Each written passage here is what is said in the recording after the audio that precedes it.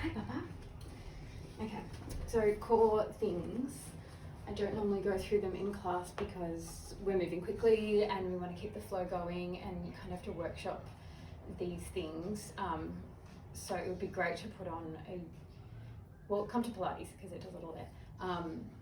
But for yoga, there are certain engagements that are a little bit different, and their engagement cues are a little bit more subtle, particularly because yoga involves a lot more back bending and a lot more of the potential for hyperextension in the spine. The core cues are actually quite specific. So when I say pull the belly to the spine, it's not the most helpful cue because it doesn't always actually engage. And if the core's not actually engaged and when the spine dips in, it's not being supported. So it can cause issues in the spine. And today's class is all about spine.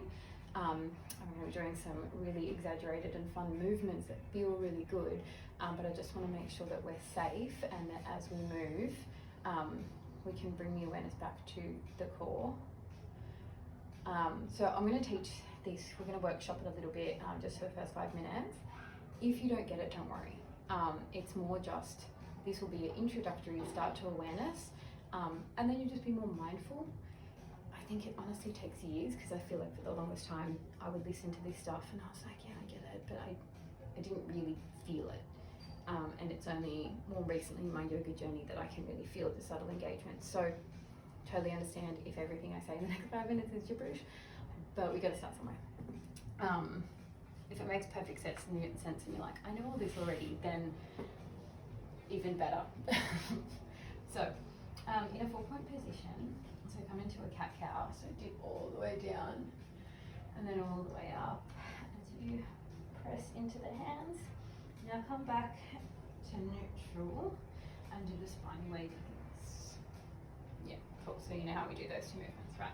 Now dip down, just allow your body to sag down where it would at the bottom if you were lazy and not holding yourself in. And if you're like me, you'll feel 1 point of compression. It's like literally this one vertebrae where all the bend happens. So I do 2 things to get out of that, which I'll go through in a second. And then the other thing is if you start doing snakies down here, it doesn't feel good. You can really feel that you're just taking the spine and going like this on this 1 point of the back.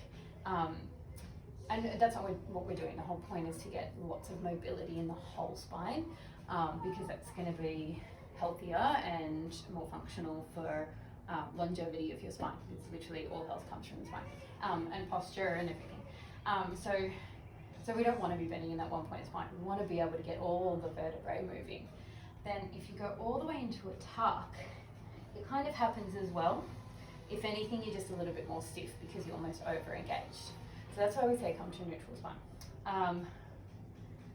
So from neutral spine for the snakies, the way that you find neutral spine is you get to a point sort of all the way down, all the way up, somewhere in the middle, and then lengthen the crown of the head forward and the tailbone back.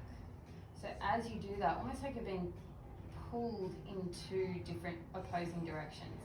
And as soon as you do that, your tailbone will tuck just enough, and it should be the exact right amount, so you don't need to tuck. Okay? So just enough to lengthen the crown of the head away from the tailbone.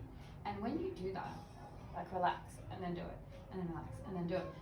And just check, because I really feel my obliques engage.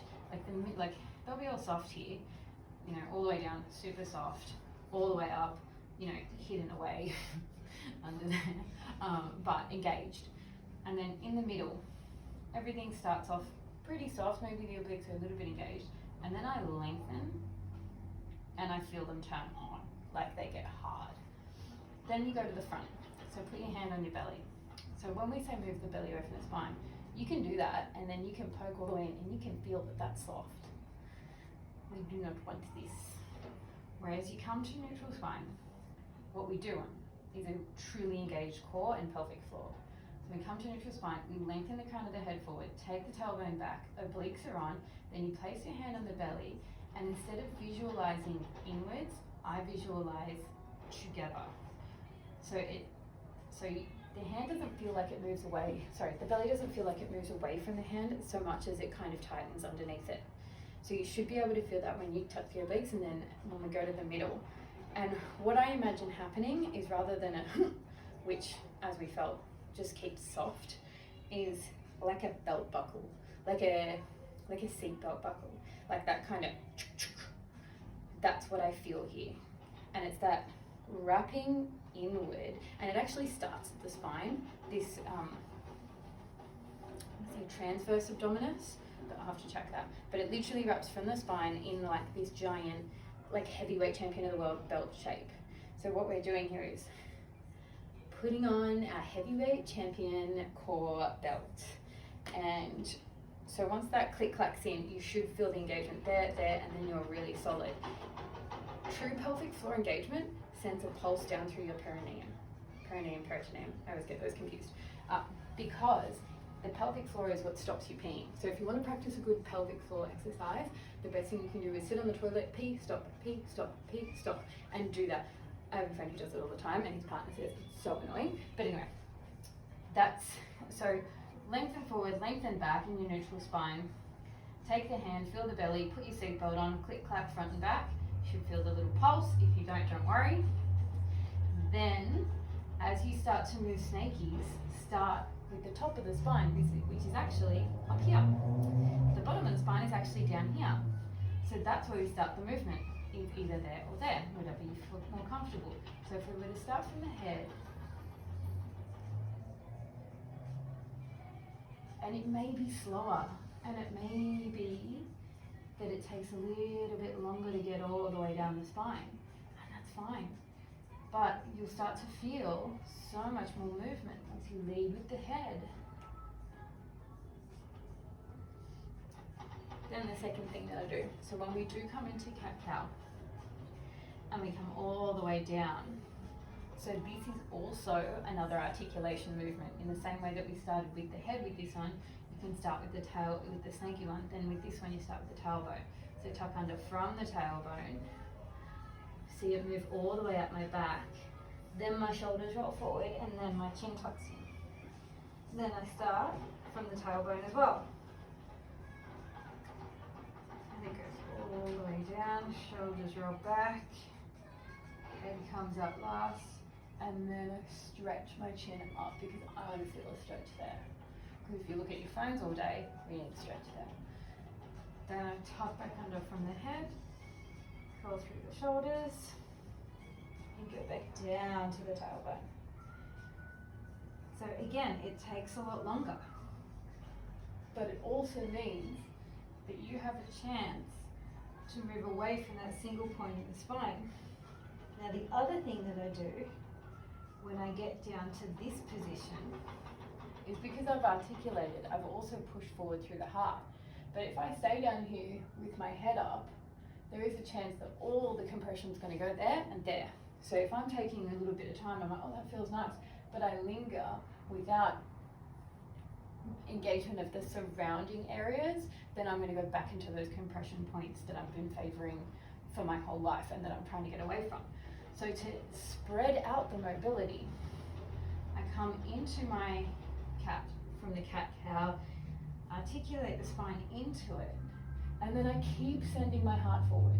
So I'm still using my hands to grip and almost pull my chest through my shoulders so that I'm taking the movement and the bend into this part of my spine. And it may not feel like the same kind of bend. It's a much more subtle bend, but it's a bend. And what we need is the bend here to relieve the really tight bend there, right? It's like a kink in the hose, right? If you have a really tight kink in the hose, water can't get through. But if you put the hose in a nice curve, then it can have almost a slight kink. The water's still going to get through. Same happens with energy in the body. So that's the other reason why we want to have this really healthy spine that can move from all angles without feeling compressed in any one direction.